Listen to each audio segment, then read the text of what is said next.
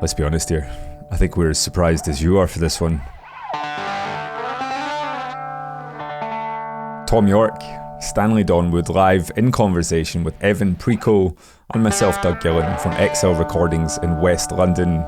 Welcome to Radio Juxtapoz. The cross-cultural intersection between music and visual art is a playground of creative exploration. I couldn't think of two individuals more qualified to discuss this than the guests on today's episode. As the lead singer of the band Radiohead, Thom Yorke has spent almost 4 decades at the forefront of the contemporary music zeitgeist, whether he likes that or not. Through 9 studio albums with Radiohead, 3 solo albums, side projects through bands Atoms for Peace and the more recent outfit The Smile, countless production features and collaborations, Thomas Edward Yorke is one of the most innovative and forward-thinking names in music. Full stop. The centre of Radiohead's visual identity is the Essex-born Brighton-based artist known as Stanley Donwood. Since the release of the 1994 EP My Iron Lung, Donwood has taken Radiohead through abstracted and arid landscapes, moon-shaped pools and haunted woods, lying at the foundation of the band itself. The pair met on the first day studying art at the University of Exeter. When describing the encounter, Thom has previously said, "I figured I'd either end up really not liking this person at all, or working with them for the rest of my life." Fortunately for us all, it was the latter. As a creative partnership, they've continued to break the mold of what it means to package an album, from hidden secrets stashed in CD cases, to handing out newspapers in East London and creating a big tech company that would supposedly record your own dreams. We're joined today by the pair in XL Recordings tucked off Portobello Road in West London. A particularly easy building to find because down the side of it is a mural depicting Stanley's artwork for Thom's 2006 solo album, The Eraser. Celebrating 2 decades since the release of the groundbreaking 4th album Kid A and its follow-up Amnesiac, Radiohead marked the occasion with a double album re-release titled Kid A Mnesia, complete with a host of previously unreleased material. Alongside this, Stanley and Thom exhibited a series of hand-painted canvases and sketches in London's auction powerhouse Christie's for a show titled How to Disappear Completely. To understand the significance of Kid A, it's important to understand the context surrounding it. The international success of their third album, OK Computer, paired with relentless touring topped off with headlining one of the most mythologized Glastonbury performances ever, took this band into a new dimension. The scale of this pressure took them individually to the brink of collapse.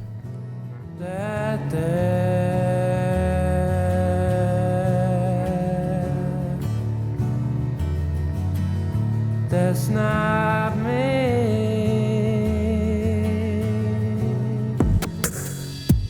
Inspired by Warp Records acts like Aphex Twin and Otekra, Kid A and Amnesiac set fire to the guitar-driven riffs the band were previously known for.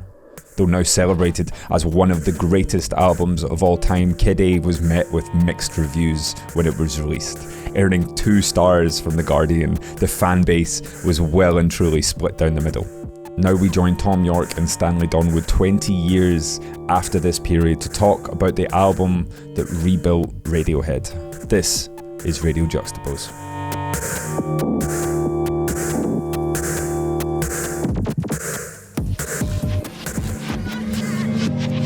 I called Essex shit by mistake yesterday. It went down on tape. In an interview? The whole, a whole county. You're from Essex. I think you've got a little leeway. If you're not from Essex and then you call it shit, it's then not you're like in trouble. saying kind of, if you said it about somewhere else. That reminds me of a time that we played some big festival in Scotland. It was pissing down with rain and everyone looked really miserable. So I thought, you guys should move down south. Oh, yeah, right. That didn't go Where was down that, very Glasgow? They didn't see the funny side. It was the crowd just went, whoa. The rest of the band's looking at you like, man. Ed was like, you wanker. We're revisiting something from the past. Most obvious place to start with this is why? Good point. Yeah. It felt like someone turned an electromagnetic, a high strength electromagnetic magnet on a while back. Yeah, 2.5 years ago. Yeah, and that was like Sort of the V&A, actually. They came to us. Because we'd done a OK Computer 20 years on. Let's put it out again, because basically we've always made a lot more work than we needed to package a record, and there's been a lot of kind of not really ephemera, but a kind of world created around what we do for each project, as I call them. And we don't use it because there's, especially with a record company, you can have 24 pages in a CD booklet, and there's, a limited number of surfaces on a vinyl package. So we have so much more. So we did everything with OK Computer quite extensively. We went through notebooks and sketchbooks. I was kind of like, I didn't want to do the next record because it was a really hard time for everyone. I didn't know how healthy it would be to revisit that. But then the V&A said... They came and said they wanted to do a whole retrospective. So instead of like a repackaging, a re-release of the record, we could When they came back and said they wanted to do a retrospective of everything, of all the stuff we'd done. Yeah. And I thought that was really naff. Why? I don't know. Did you see the Pink Floyd show? Oh, that's an Essex moment right there. Well, that was a very clear representation of a way that could be done. Yeah. Essex is a fine county and full of upstanding people. I'm so happy it was you, not us, that did that. Thank you. Do you think that it comes down to the fact that there was just too much volume of information and ephemera, as you would say? No, it was more like I'd had a bee in my bonnet about it, like ever since we'd finished those records. I guess maybe it was a personal thing for me. Like that was the first time where I'd started to really enjoy being involved in the artwork side of it, and it was like a way out of the weight creatively being put on the music, and it was a way to have another creative outlet with Mr. Donwood in the shed, on the computer, and to, because when we did OK Computer, it was like, do something, let's do this, and it was all done with a scanner and blah, blah, blah. And then suddenly we had this huge big space, and it was like this sense of release and excitement. And time as well, because the success of OK Computer had made the record company relatively relaxed on how much time we could have and how much freedom we could have with essentially with the packaging for the record.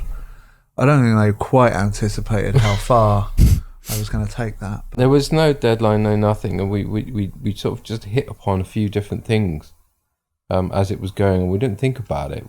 Much like actually the way we did the music, there was a lot of scratching around, and then it was like preparatory work, and then things started gelling in an extreme. Anyway, the V&A came to us with this idea, and I went back to say, would you consider something around Kid A and Amnesiac instead? Because that's something we'd always wanted to do, and we had access to the multi-track, so we could split them out. Nigel, there was a lot of unused bits of sound. Started from there, so the magnet got switched on there. Yeah. Everything started getting pulled towards. And Tom drew this picture, like they sent a drawing of the outside of the V&A, and there's a courtyard there, and Tom drew this picture of just this mad stack, like topper block. Yeah, with Jenga, but like with shipping container size, and it would be this bright red blocky thing in the neoclassical courtyard of the V&A, and I was just like, that would be amazing. Well, that's like sticking it to the man, isn't it? Putting that in the middle of that part of London. Strangely enough, there was something there was something underneath, which meant if we put that there, it would have fallen through and crushed it. They covered it with tiling. Each tile was worth like £1,000 or something. That wasn't and the whole courtyard was paid for by the fucking Sacklers. So, and this was and all that stuff was just about to happen. Is that number 2? Oh shit! No, I think they're bad, aren't they? No, bad. You can go with that. They're responsible for the opioid crisis. Yeah, so yeah, so that was not been the optics weren't particularly good. And then the pandemic happened, and then so the magnet's still going, and we're still collating everything while that's happening. Because we had to start developing this, like with using 3D software anyway. Yeah. That's right, and we were sort of collecting this stuff up, and our friend Christine, who also she's an amazing set designer, we asked her to help us with it. There was this shocking kind of like we were finding all this stuff, and it was kind of alarming how much there was. We thought there would be quite a lot, but it was nuts. But when you guys start, you're going to, okay, we're going to revisit the artwork for this. Where is all of this? It was a lot of obscure. Slightly embarrassing. What? Well, I kept like large paintings in a kind of terrible storage unit that was totally unsecure and locked with a combination padlock. Laughable. But because I just moved, I had to arrange everything really quickly. And so it was a lot of happenstance. My office found all my notebooks. I'd lost them, but they'd taken them and protected them without me knowing.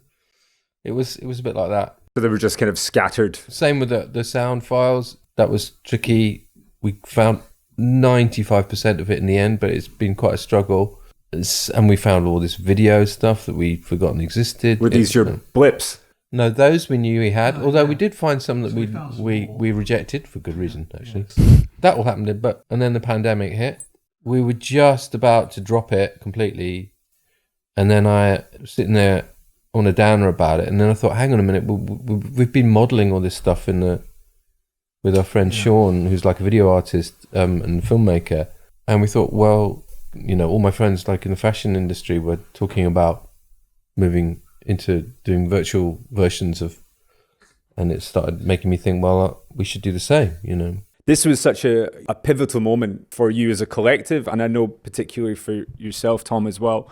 How does it feel revisiting this?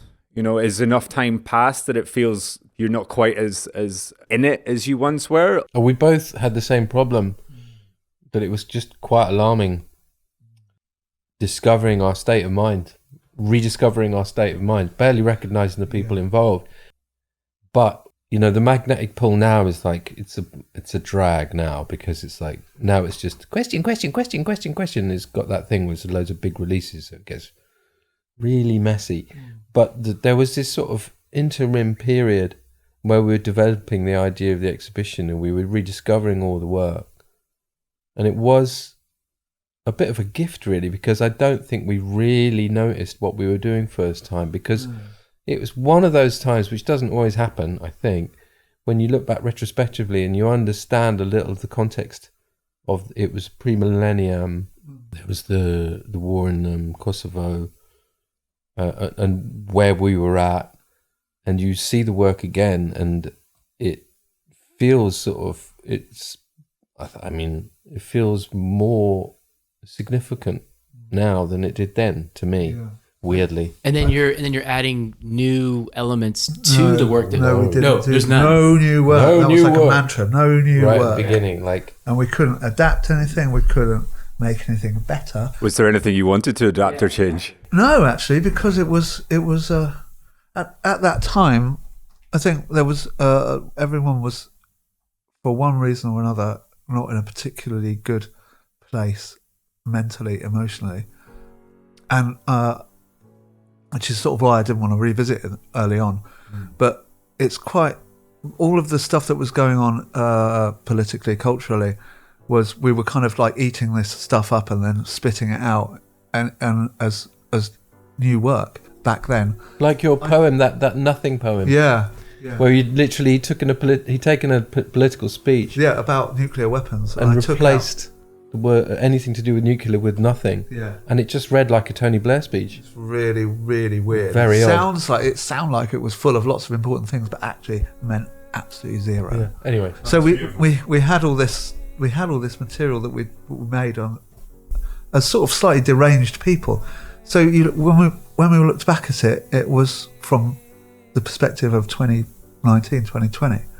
It was okay. I don't want to be that person anymore, but it's quite impressive what we did when we were those people. The funny thing was there was this sort of confidence in like the multi-directional madness of like, we were absolutely totally confident that this would all form together into something that made sense.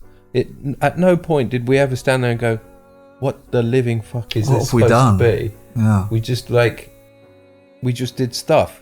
And it was same musically. It was like, there was a very long period where we're just going to do stuff. We're not going to worry about it. We're not going to, after we'd gone through the initial pains of starting, And there's all these different narratives, these different characters, these different ideas, this idea of landscape, this idea of a minotaur.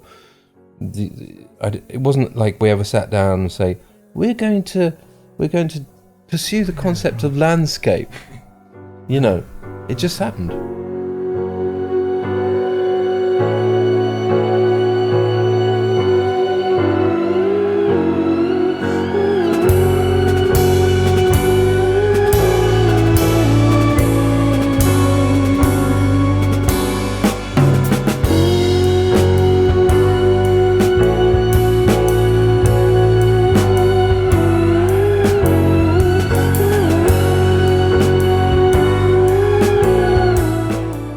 You guys obviously have known each other since art school.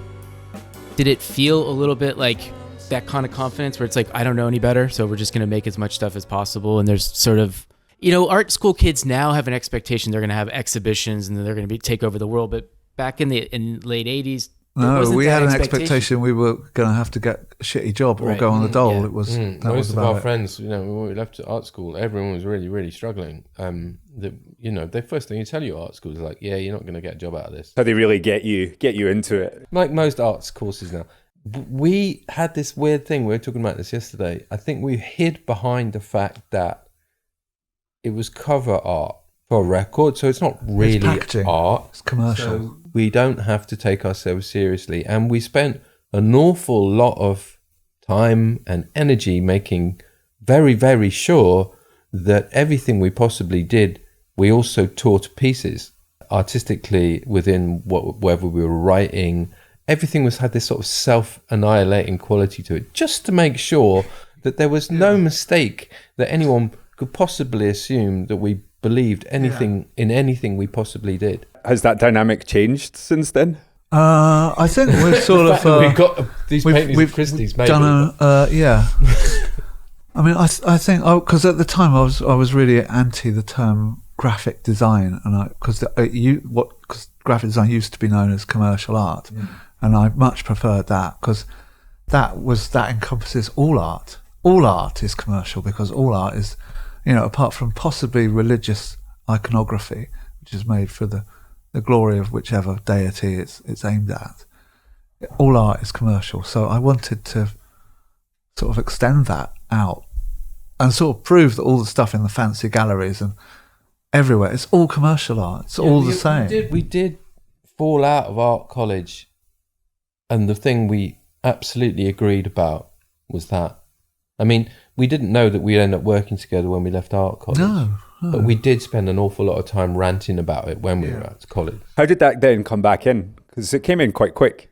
I mean, I'd signed to EMI Records like within 4 months of leaving college, and then was spinning out going, you know, because they had their way of doing the packaging, which was like, do you like this? Okay, good. That's it. Wow. No annihilation, no tearing to shreds, none of that process. I would try to have a conversation with a very well-meaning chap about like trying to develop, and I was like, well, I'm either going to have to do this myself, and I don't have enough confidence to do that, or I'm going to have to call him because I can't handle this sort of. I'm too much of an artist to just let someone do this, but I'm not enough of an artist to believe I can do it on my own, and I'm busy anyway, and I knew he had the right sort of sense for it. Possibly that was all because we didn't know the difference between RGB and CMYK, and like you just bought a copy of Photoshop, and we were like, yeah, but I know this is the thing. This is the funny thing about it was there was a kind of brass neck shit about it as well, because I said to EMI, give me like $4,000. I'm gonna do it with a mate, and they're like, okay. Did you go, don't worry, I went to art school? Did you I'm a fucking professional, you know. I'm fully trained. I got a 2-1. And I went into this Mac store, bought all this stuff, spent 3 weeks trying to make it work. Gave up on the printer completely, but managed to figure out Photoshop. And then we were off, really. Yeah, but we did use all of the filters in Photoshop. So we spent about a month making just a whole portfolio of excruciating Photoshop artwork. It was truly nasty. It was hilarious. But then we figured out like a way of doing it, which was We'd sort of film with VHS stuff and then run it through Tom's VHS player and telly, take photos of the TV screen with a film camera, go and get the film developed in town, get the photos back, scan the photos, colorize them in Photoshop, and that became the artwork. And that really was the beginning of like, computer is just a pencil with ideas above its station. It's very difficult to make art that feels like it's got any soul just on a computer. What was it then that made you want to use this digital component?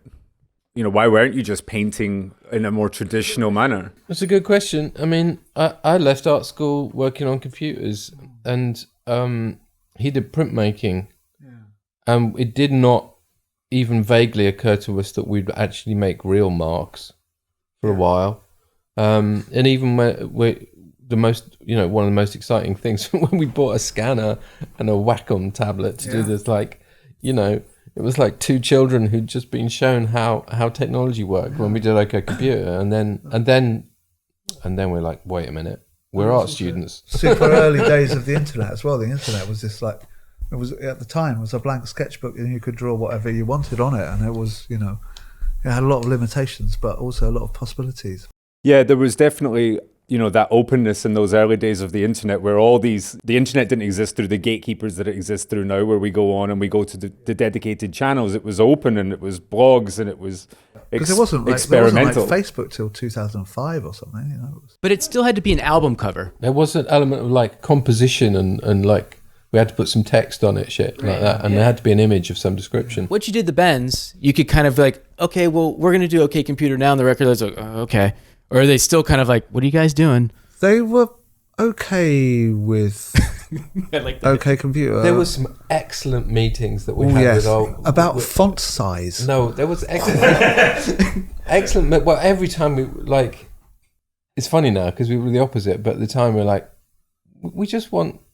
We'd always go in with the design and have no text on it at all. Yeah. And we'd both be sitting there going, really? Come on, everybody knows it's us. We don't need to put what's on it. Yeah. On it. Is that because it changed the meaning? No, because we didn't know what the fuck we were doing. It's not that deep. It was just, do we have to put text on it? It's really nice without. Yes, but you know, I'm still trying to do that with book covers and stuff. Be great. People will pick it up more if it doesn't say anything. They want to know what it is. We had lots of different. We'd throw them all these things, and we were pretty lucky. They would, if they possibly could, they would go with it. And by the time we came to do Kid A and Amnesia, they fully had given up trying to say anything. You know, and the blips really came from them tentatively saying, we'd like to do some TV adverts promoting the album. And we said, normally we have a picture of the cover and we play some music. And we tell people, we put in writing. So I was like, no. Yeah. Are you guys going to have a music video? No. Blips. Yes. I was impressed that they went with that. The little hidden booklet behind Kid A was, I was kind of faffing around with a case, and I was like, there's a little gap here. Can we put something in the gap? I'll put another book here, yeah. What was this dynamic then while you were creating the artwork for Kid A? Because you were together, weren't you? We spent a lot of time in the studio, a lot of time. Well, the band had, you had a studio. Even before that, we went to Copenhagen and Paris, and they were both like sort of car crashes. Well, things did come out of them, but it was really, really... it was entirely my fault because I basically said I didn't think we should rehearse anything. So there we were, like everybody going, so what are we doing? But it'll just come far too long. And me sitting behind a bong going, look, it's really obvious, fuck's sake. Both of those, we were in Paris when we saw this incredible David Hockney show at the Pompidou, which was like totally blew our mind. Big influence on what we then went to do. And then in Copenhagen, there's an amazing museum in the middle of this park that had all these trees with little fingers on them. that became, you know, Three fingers. Yeah, exactly. And then the, and all this Egyptian stuff, right? all the artwork in that museum, it was just, I don't know, in this a very receptive state of mind. Wasted, you mean? Well, yeah, No, I actually, think no, so. we I weren't. don't know if we were smoking that much then. But since every single one of our readers will know who David Hockney is, like what was it about David Hockney's the show that just kind The of funny thing is, we'd started pissing around with landscapes a bit. For me, like that was my way out. But I don't think we'd thought about it in terms How of like to do it? there's no way we'd use that. It was just like, you know, like Sunday painters just sitting there casually doing their amateur You know, because the landscape's got a certain, rules, whatever, or language. and also the associations that landscape painting has. The whole Exactly. sort of It's en like, plein air oh thing. no, you can't possibly. Oh no, that's like the naffest fucking thing you possibly, especially for a record cover. Let's do that. Let's do that. Because you were doing these landscapes with like purple and some And pretty. so was he. That's what blew our mind. It's like Because this show, it was a show where he had all of his paintings of the Grand Canyon, and you know, Hockney is kind of an amazing artist. He's gone through he's so I kind really of love varied. his early scratchy stuff. But these ones of the Grand Canyon, it was orange straight out of the tube. It was incredible. They were just like, whoa! And then he got, you know, then I think almost straight after that he started doing the beginnings of the East Yorkshire paintings that again were just like, wow! Just kind of like the joy that a child has with doing a picture with no expectation and no one's going to tell him it's shit. And the way that children draw it was like that. It had that Which fantastic energy. For a couple of art students who are, you know, under pressure to now produce new work, it was like carte blanche. You know, you are free. You can go anywhere you like. It's okay. It was a bit like that. Does that help or hinder the creative process? Because sometimes, like, if you're sitting there and you've got three colors that aren't the right colors, it just forces you into a creative practice that's maybe a little different. And then sometimes when you don't have any limitations, it's actually the expanse of not having something there to guide you. Our limitation was ourselves. I mean, our biggest problem was like I said earlier, this self-annihilating. Yeah, just sort of to just think, shit. and you guys are your own judge and jury at this point. Yes. It's not like the other bandmates are coming in being like, guys, you need to use some more orange here. Not Like, there's really. that's happening. Imagine that. Yeah. They were just It was really nice. The funny thing was that, like, the painting studio, especially, if you wanted to call it that we shared with the rats or whatever, voles and rats and just a lot of spiders. had a lovely little wood burning stove in it, and like people come in just to get away from listening to the same 18 bars of music for like 4 days, you know, so they come and chill. And so the painting studio Yeah, became that's like what a refuge They from. sort of burned me like a CDR of wherever the music was, and I had like a £99 CD player. Yeah, so in that's there. where we go for an overview of what we were doing as well. So, because I'd have that to sort of paint to, with, of, from. But it was also One of them. I'll edit that out. yeah, I like that. Well, I was just trying, because you did paint from the music in a way. And, With. yeah, But with you it, guys and were to it. exchanging imagery before these recording sessions. The faxes were coming before? No, that was shit. How I does don't that know. work? No, I the don't faxes know. were pre that. So the faxes Yeah. were like after OK Computer. That was our main source of communication. But that was more just communication rather than for No, a particular well, it was kind goal. of both. It just became kind of, we would take the piss and do cartoons. It wasn't really particularly serious, but as well as not having rehearsed any of the music, I had no lyrics.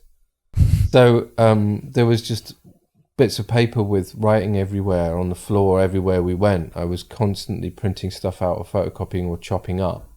And that, there was just a volume of paper, which I would always, when we left the studio, I was just leave it on the floor and then someone would grab it, and then turns out they kept it. 20 years it was in a shoebox. We had a hat as well. We had a top hat. Yes, I still have the top that hat. had just cut up strips of That's- lyrics in it. That was, I used that a lot. I still do.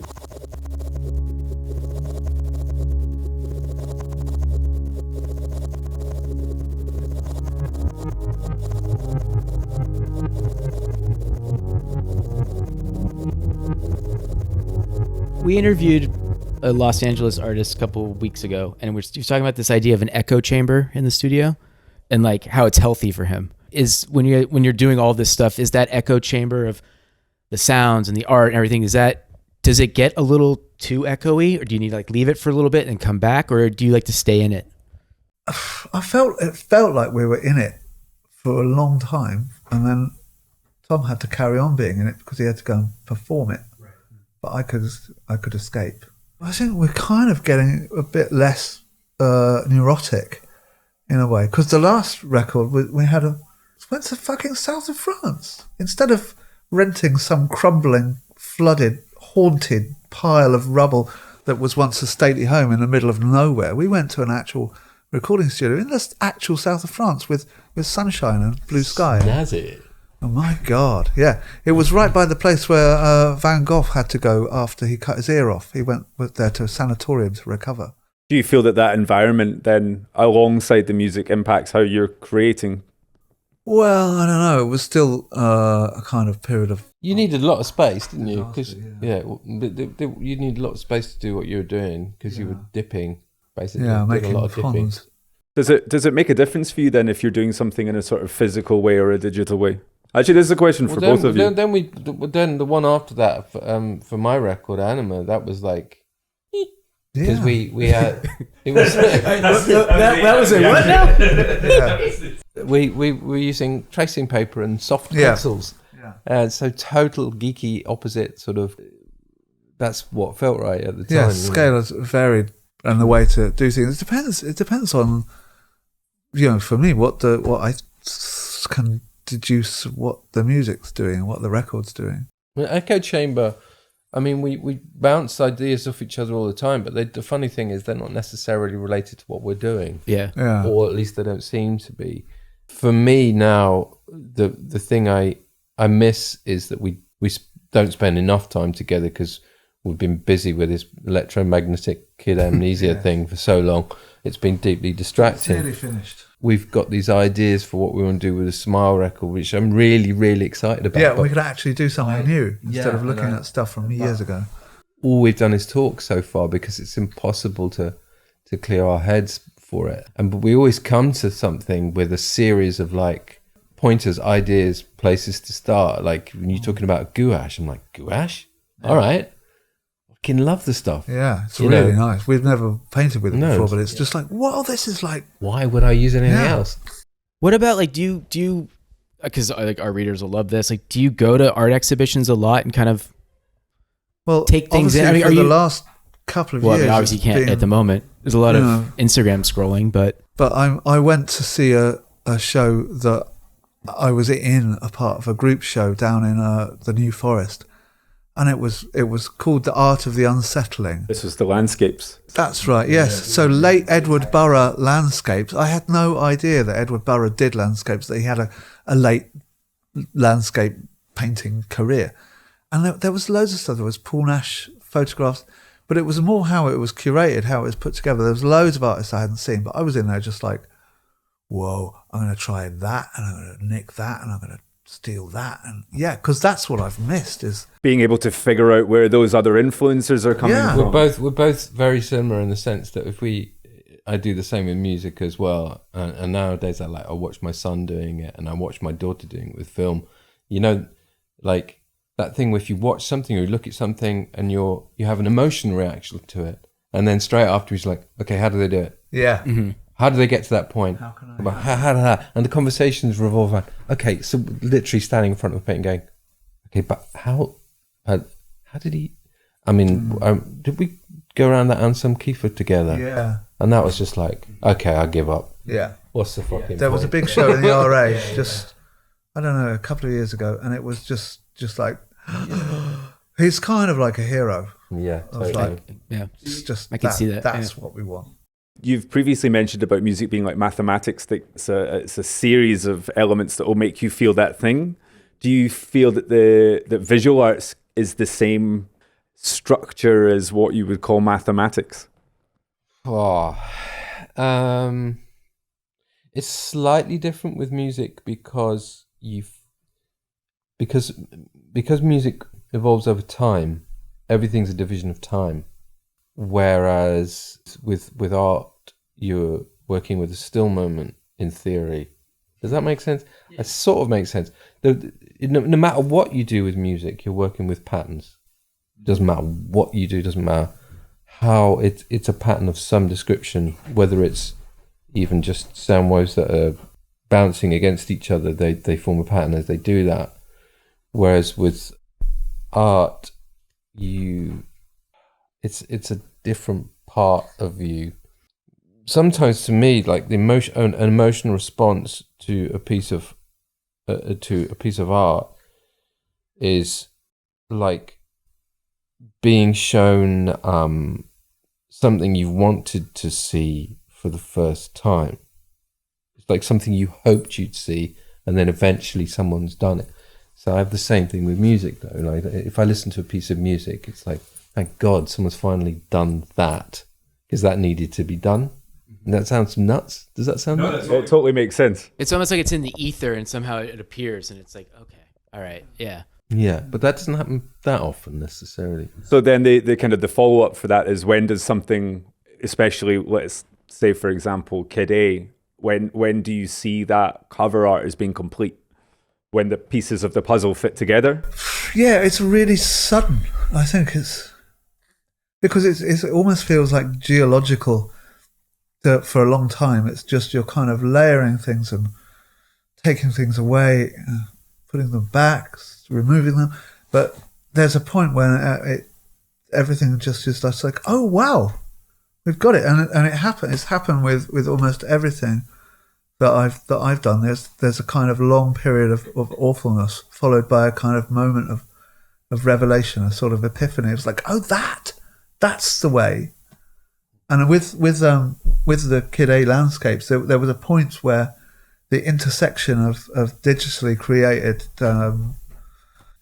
created imagery intersected with collaged and painted and photographed work it just went, and we're like, that's it, we've got it. And then we could keep doing that. Once you've figured it out, you've got a way to work, and but there was this limited time. Weird frustration as well, because frustration is not maybe quite the right word, but like me, I could sort of fucking see it in my head. It was like, it could be like that, but there was no way of getting there directly. It would, if you sat there and describe it, you couldn't. You can only say to yourself, "Oh, I saw that," when it actually came. So when we got the cover, I think I realised that's something like a vision I'd already had in my head, and that really freaked me out, because like I'd already seen it, or something really like it. And the same with when we first started layering these stills that we'd taken from Lightwave on top of the landscapes with similar shapes. So yeah, something purely digital, very crunchy on top of something soft and disturbed. I'd seen all these expressionist prints when we were in Copenhagen, which featured really, really exaggeratedly pointed. I think they were trees, representations of trees, black points, and then we were doing that with the mountains.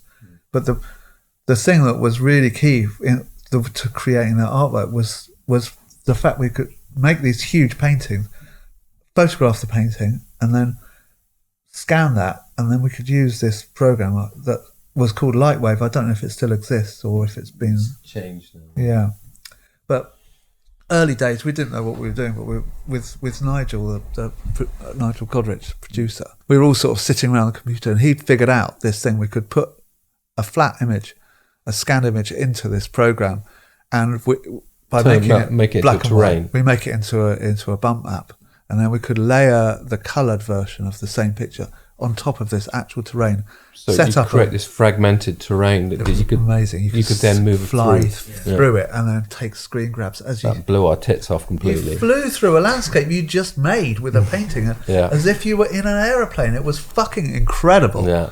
So we were just going. So the question is, though, whatever it is, you take a screen grab with, and then going through these massive folders of screen grabs we had of this world that didn't exist, but it sort of did, and we'd made it. The question is, I don't think we always end up doing it like that, though. I mean, I'm looking at the anima stuff that's on the wall over there, And all we had with Anima was a typewritten list of scenarios. Yeah. What the fuck But that we came listened from? to the music. Well, we were sitting there, me, you, and Nigel, in your studio, and it was just every little idea that came out of the music. It was not like lyrics, but anything. What does that make you think? Write it down. And then we had all these bizarre scenarios. So that monkeys in Parliament, spaceman walking out of a forest. That's what we had. Yeah, it was that. just weird. Sentences. A really long list of surreal. And to me, it was like, yeah, that's it. We've already got it. We just got to illustrate that. We've just got to turn Just turn that into a drawing, please. Yeah. Okay. So we just did it. We just As best we could. Is this just like stream of conscious Yeah. making? Yeah. Don't know. So and this thing that we kind of got to have a little holiday of brain rest, but then quite soon, like in November, beginning of November, we can start doing this new thing, which we've kind of looked at lots of things that could. Well, we've done be a lot of research. Yeah. Yeah. But we just got to do it, and I kind of want to just go really fast and just make loads of work really fast and not really care about it, as if kind of like like a kid who's just finally got out of Borstal or something, and you can do what you want again. I keep going back to this, the fact that you guys went to art school and maybe didn't really have some major expectation of like what this had to be, and like all this experimentation kind of was almost because you didn't go in. Maybe it's the era you didn't go in thinking like, I'm gonna be David Hockney. I've basically always hidden behind him. Okay. Like, Yeah. I'm like, luckily I've got a day Funny job. he should say But that. you don't do like Sunday. Wait, do you do Sunday painting? Yeah, that's why we called ourselves the Sunday Painters. But if you turn it on its head, the sort of people who think they're musicians but not. That's me, but an artist. Fucking hate people who think they're musicians when they're not. You guys both kind of like, when you guys met each other in art school, were like, I'm going to be this and I'm going to be this. You had the music stuff already germinating, obviously. Yeah, I went to art school because I was like, it was a strong look. That was it. Well, and that is our interview here today. This digitally driven mixed media approach to the albums took a new direction in 2006 with the release of Thom's debut solo record, The Eraser. A lone dark figure stands amidst a black and white linograph flood with an outstretched hand as if to command the water. This is the image that greets you when you arrive at the XL offices in London. After the release of the record, UK-based artist Insa continued this visual direction by creating an apocalyptic hand-painted animated GIF mural on the LA offices. Which was the hardest album to create artwork for? Personally, the one I worried about the most, the one I panicked about the most was The Eraser.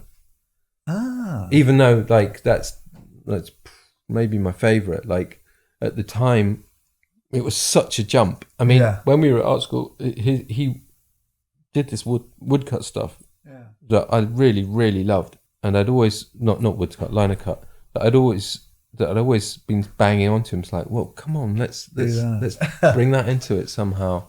And then when you got obsessed about, what was it, the Chronicles? Nuremberg Chronicles. But anyway, that's the one I just worried about. It wasn't like... Is that because that was you? This is the first one that wasn't hidden behind Radiohead. This was actually your first record. Yeah, maybe. Yeah, it was it was a very different... I worried like, does this work with the music? Or is this, are we just sticking this shit together for the sake of it? It's funny you say that, because it's like, it also feels like one of the more enduring aesthetics of kind of the stuff you guys have done together. Maybe because there's a mural on the side of the, maybe there's that. But there was like, I feel like the imagery, isn't there a mural still in Los Angeles on the side of Subliminal that is that? It probably is. Yeah. I mean, I think like... I've seen references to it a lot in other places too. Right. I feel like there's something about, it's interesting you said that, because I was thinking like, if he says that, it seems, identify a lot of the work with that era. And that wasn't, it wasn't intended to be, I was working on that at the same time. We were trying to make, I wanted, for the Eraser at the beginning, I wanted to make a sort of kit that, it's almost if you were a campaigner for a campaign, and the campaign's called, Atoms for Peace, or I think that was the idea back in that time. And I was trying to make something like, do you know the nuclear power no thanks icon with the sun? It was like that. So I wanted to make, like, the packaging would be a sort of kit, and you'd have button badges and stickers and all this stuff, and it would have a really strong brand identity like nuclear power no thanks. But at the same time I was working on, that was called London Views. It was going to be a show at Steve Lazaridis gallery back in the day before lots of things happened. So I was working on it at the same time, and it just sort of like became that, and it was just, because I think can you stand there? Can you stand there? But the flooding thing was like that literally happened. Yeah, because I was at Tom's place in Cornwall, and there was this catastrophic flood. Nobody died because it happened in the daytime. The whole of the middle of the village. Yeah, and I had this copy of the illustrations, the woodcuts of the Nuremberg Chronicle, and it had all these kind of op art waves. So, and it was obviously, it made a big impression because we had to evacuate his house and go up to higher land and just sort of watch this and listen to this noise. The noise a flood makes is like you've never had anything like it. When you see water in that scale moving like that, and it was like, it was right in the middle of making the record, and it informed so much of the lyrics, and it also informed this obsession with the idea of water movement. When you actually see it pulling shit away. So what was so beautiful was the fact that it was like a synthesis of, like, you were getting obsessed about the Nuremberg Chronicles anyway. Yeah. And then it was like, okay, so if it was, how would you represent that? Represent it in a super crude way, and it really worked for that. So all these things sort of, how much was that related to the music? It wasn't necessarily related in the sense of, like, there was synesthesia. Yeah. It was more like a weird, fucked up narrative. And then at the end, the guy we put on the end, it was like, we needed an end, remember? And I was like, Canute, what about if it's just Canute? The guy, King Canute. You probably know, I don't know if it's gone across the Atlantic, but it's this king who was one of the last Viking kings of England. And he was, his courtiers said, you are like a god, you can do anything. And he kind of proved that he was human by saying, okay, I can turn back the tide then. When you first, like, witnessed these huge tides when they come in, like, this force of nature like that, with these insane waves, with friends of mine surfing them, and I used to sort of always have this image. I think I even did it as a game with Noah, my son, where when he was really small, you'd stand there with your hand like that, going, "Go on, don't cry, you're not going to wash me away," that sort of weird idea. I forget that you, in a way, this work gets associated with that Laz era, that particular era of kind of Essex moment. An era with a complicated past, and sometimes even more complicated of art. The Britpop of art. Yeah, exactly. Good, I'll let you have that moment. A fruitful era of people getting themselves educated about what was happening in the art world through a different avenue. And the way that you guys have done artwork for many years is there's probably lots of people who learned about other art or started thinking about art in a different way. I think there is something kind of interesting that there is an association with that kind of era, because that was kind of the starting point for a lot of people. Because even when Juxtapoz took off into like a different direction as well, bigger direction, really. There was no way that, I don't know really personally, but I know that you couldn't see yourself in the mainstream. You couldn't... The look of disgust that's just taken his face there. It was difficult to imagine, some sort of gallery pitching the work as they would pitch other artists who'd been hosted at the Saatchi or whatever. It was like, nah, that's not going to happen. Right. And not least of which, because there's an inherent snobbery. And it's like, well, if we've done cover art, clearly we're not artists. Right. Because it's commercial. Yeah. With what Banksy did, I think it was a lot of hard work to get to that point, and it kind of took off when they did the Elephant in the Room in LA. Right. And that's what did it. As well as some creative work on auction sites. But it was brilliant, and the anonymity thing is brilliant as well, because years ago when I was taking my kids around to see secondary schools, the amount of projects that kids doing art did on Banksy and street art was amazing, and their enthusiasm for it incredible, like nothing I ever saw before. And it's sort of because it's a bit naughty as well. And in those early days doing stuff with Steve, it was great, but, just because it was just like, yeah, let's just do that. It felt very anarchic. It felt kind of like the great rock and roll swindle kind of thing. It was a little bit cartoony, and it was very cheeky, and it was naughty, and it was all the things that I wanted. Gangster. It was all the things I thought art should be. There was a raw energy to it that was really fun. I really liked it, and it was great, and it was, because like graffiti was totally considered as vandalism before Banksy, really. Maybe there's some tiny exceptions, but no one really knew about it. And now, he goes and does a painting on a wall in a depressed seaside town, and it can completely change the fortunes of that town for a year or more. It's brilliant, and he's a really good guy. He does good stuff.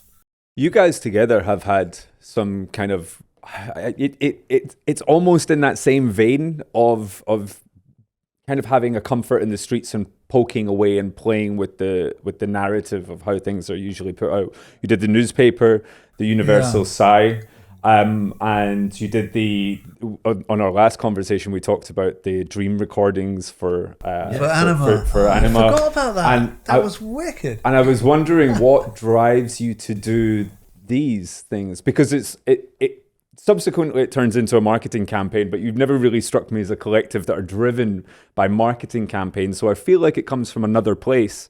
So what is it that drives you to do that? Kind of amateur reading of situationism, I think. Maybe, yeah. These kind of interventions. It's the sort of thing I think we'd be doing anyway, whether or not there was a record to sell.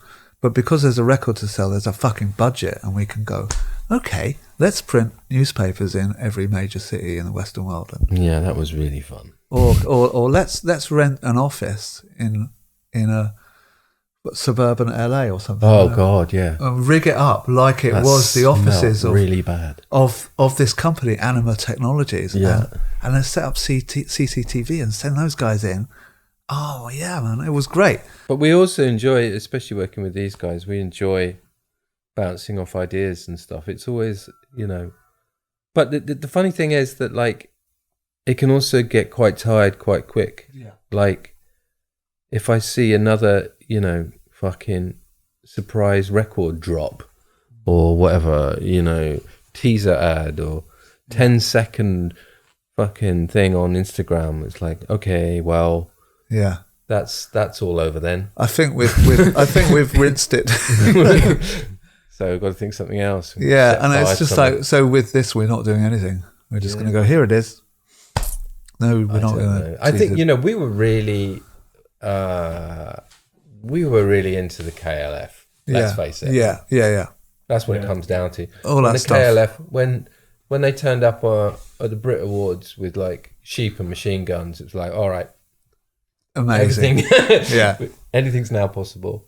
Yeah, because when I was working in an internet cafe, if you remember those things, we had a very early digital cyber conference, Sounds so quaint now. Cyber conference, internet cafe, simpler times. So in those days, you could just invite people who were doing interesting things on the internet, and you'd have all these weird online relationships with them, and then they'd come and see you, and you'd meet each other for the first time, And we had Bill Drummond down and Gimpo, and they showed the film of them burning £1 million, which, although is possibly one of the most boring films ever made, it's still burning £1 million, which is like, yay! You know, it's fantastic. So all of that stuff, the KLF were a huge influence on these sort of weird.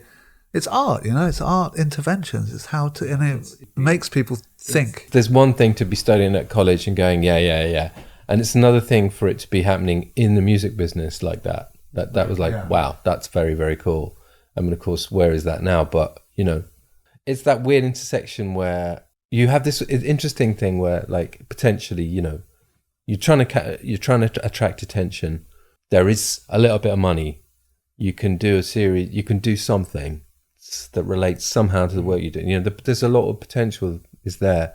And I don't think I'm ever going to be the sort of person who gets styled and does a series of photo shoots on Instagram for blah, blah, blah. So it's always going to be some kind of intervention. But you guys both like had kind of sheepish smiles when you were talking about some of the stuff you had done. So you clearly there's a lot of fun in the fact that you guys get to collaborate. Absolutely. But that's almost like, that's the most fun bit, because by then we've done the work. We know what the shape of the record is. And this is like, it's almost like the little reward at the end. Yeah, it's just taking the piss, like putting the chance to put these little anima adverts saying, you have trouble with your dreams, you blah, blah, blah. Like, the idea of that, like, that's so pretty. It's such a nice idea, and it makes us laugh. And to be honest, we have a very twisted, dark sense of humour that needs to be satisfied. So there's always something. Yeah, and it's I get a charge out of it. Like with the fact we could put up adverts in the tube, and you just sit there on the tube and you're kind of looking up, and there's kind of, and there's ones that say, are you tired? Maybe you need some iron. And it's just like, have you forgotten your dreams? You're just like, yeah, because we didn't put anything on them at all that would promote the record, right? Which the label loved. Yeah, well, they did, because they're great with that stuff. Yeah, this one. Another one of Thom's longtime collaborators is the Dutch audiovisual composer Tarek Barry. I think we'd be doing slight disservice if we didn't talk about some of the stuff that you've been doing solo on stage with the visuals with Tarek. Okay, yeah. I think it would be really. I saw a couple of shows on tour, but one of the ones at the Greek Theater in Berkeley, California, beautiful venue. That has got to be kind of fun, because every night it's different. Really fun. Yeah. I mean, that was a really interesting thing to develop, because it started as we'd met him. He came backstage one day in Berlin a long time ago, and he wanted to show me this stuff he developed, and it was like a 3D environment, generative 3D environment for music. But this was a long time ago, like way over 10 years ago. But the irony it's like I wasn't really into the musical element of it, but the way he was creating these shapes and objects, I'm like, wow, that's really cool. Didn't think about it again until Nigel and I was Atoms for Peace, and we because Flea was busy on tour, we couldn't do that, so we started developing a DJ thing, and we wanted to do some form of projection, and we wanted it to be part of the performance. Was that the Oval Space? Was that the first time? No, the first one we did was probably in New York, and we had Arca supporting us and Holly Herndon, and they just both started out. Mental, anyway. And we spent a while with Tarek in London with this software, just fucking around, and just what he's built is something really amazing, because it's purely real time. Because I've seen enough DJ shows and whatever, even that far ago, like, I don't know, 6-7 years ago, where you're like, oh, really?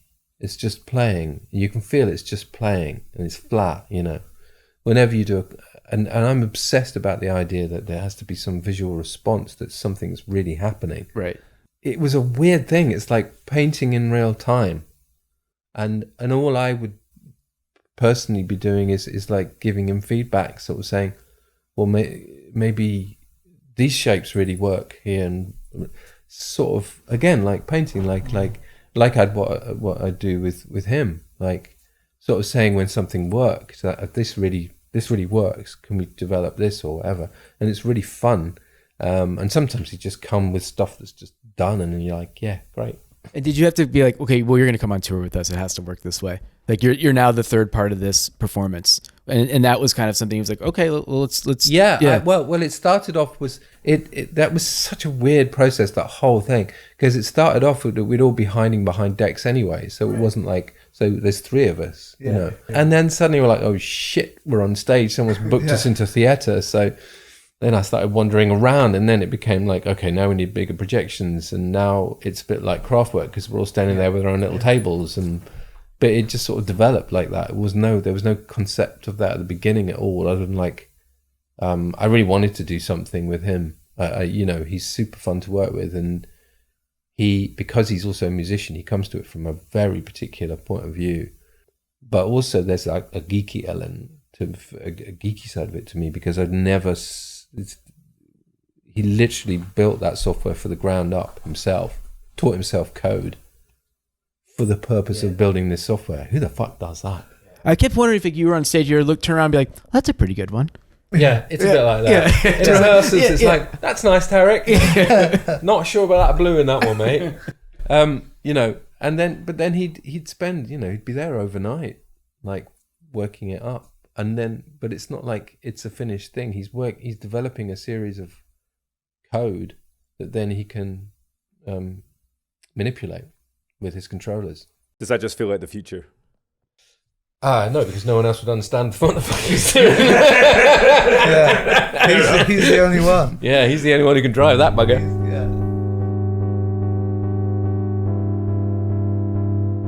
So there you go. That was it.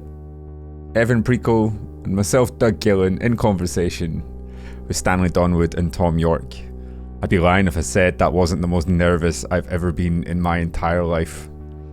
I just about managed to make through that entire interview without saying anything stupid. So I'm going to leave you with this little nugget of awkward that I managed to drop right at the very end of our interview. Shout out to Evan. That's my boy right there. He saved me on this one. If you did enjoy this episode, be sure to subscribe, hit us up on all the socials, share the love. We'll be back with you guys real soon. Till then, take care of yourselves and each other.